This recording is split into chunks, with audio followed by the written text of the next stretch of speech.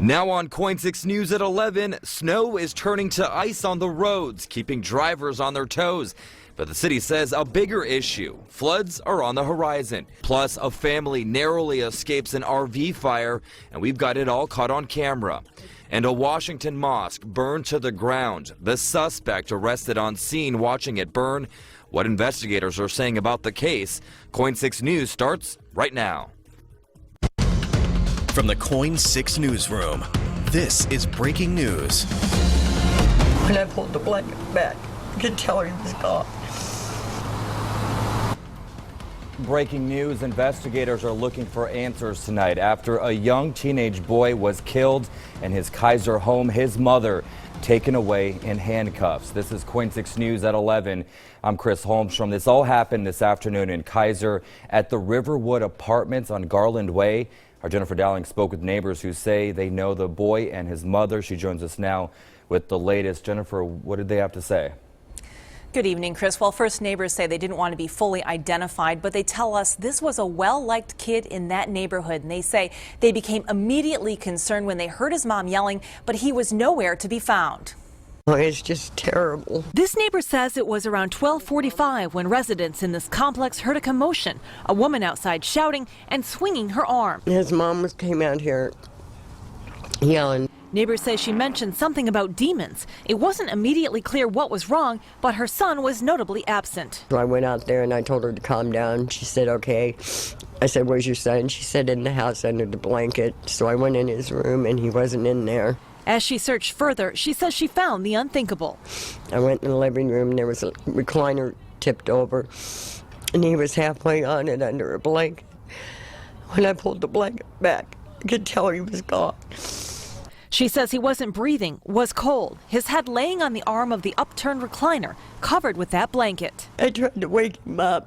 He wouldn't wake up, and I ran out of hand calling an ambulance. She says his mother said, I told you not to move the blanket. One of the boy's young friends in the complex says there may have been warning signs earlier in the week. He just wasn't acting right.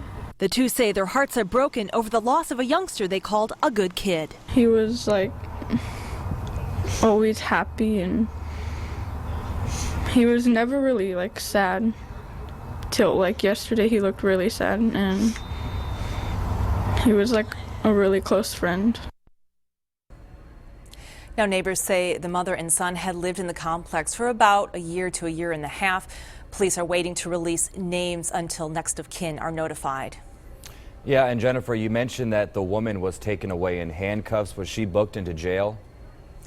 That's right, Chris. Police say she was taken away and is in custody at this point. But we checked the jail log just moments ago, and at this point, she has not been booked. Back to you. Okay, Jennifer, thoughts go out to loved one. Thank you for that. Well, also tonight, a woman in Eugene is behind bars for allegedly murdering a man in a park. This woman, Eugene police arrested. She's 33-year-old Lacey Lyons. She's booked into the Lane County Jail on murder charges. This is a developing story. We'll bring you more information as soon as we get it. Also new tonight, we now know the identity of the man police shot in a Salem Applebee's last night. He's 33-year-old Casey Howe. Authorities say he was a wanted man, and when an officer recognized him, things escalated. They say Howe then pulled out a knife. That's when the Salem officer decided to fire his gun. The officer was not hurt. Howe is in the hospital recovering. On to a weather alert now. Snow is sticking around Portland, covering streets all around town, of course, making it extremely dangerous for everyone out there, including the drivers.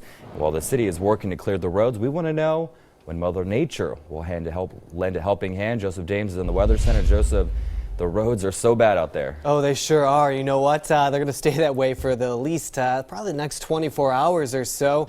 It was quite the week, and as we headed into this weekend, those roads still showing the signs of all the snowfall that we've had, now kind of compressed into snowpack and ice along most of those side roads.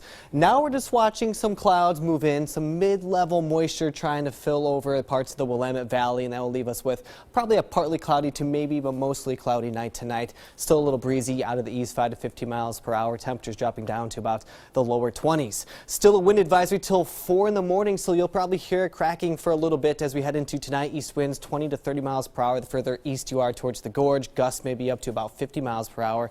Right now, current sustained speeds right around 14 miles per hour in Portland. But again, it's this area of the gorge where it's going to be rather windy. Now, things will eventually start to thaw out. We will have temperatures increasing. I'll tell you when coming up in just a few minutes. Chris? All right, Joseph, from snowplows to sandbags, Portland is gearing up for potential major flooding. Rain mixed in with warmer temperatures next week. Some areas could be in big trouble. Eileen Park has what you need to do now to prevent it. And these catch basins are just completely smothered. Smothered with snow, ice, and pine needles, many of these storm drains might not be ready to tackle what's about to come.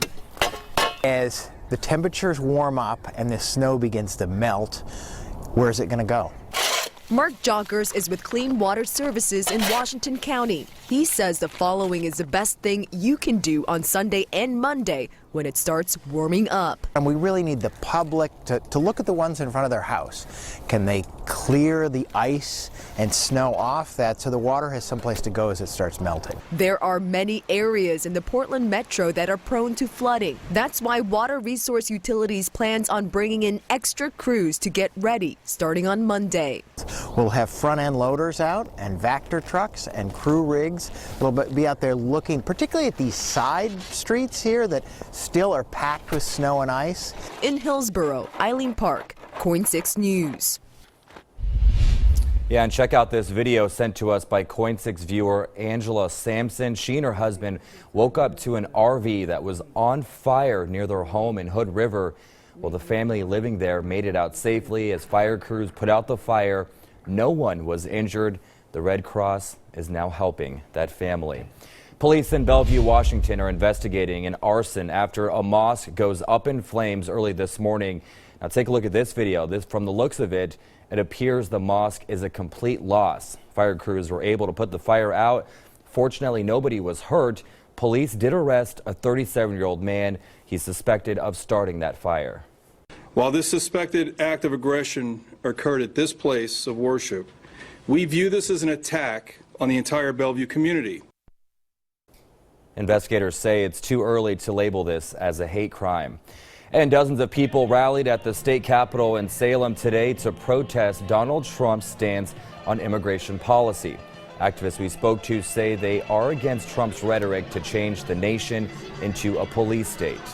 We're all neighbors, and we all need to stand together and to take care of each other. What brought me out here today is the importance of coming together with our neighbors, our community, our immigrant brothers and sisters, especially at this time when there's a lot of uncertainty.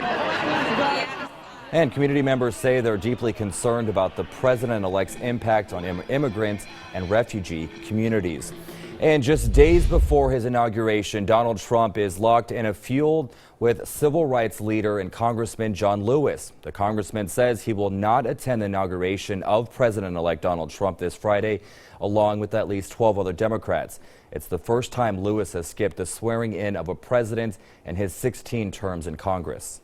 I don't see this president-elect as a legitimate president.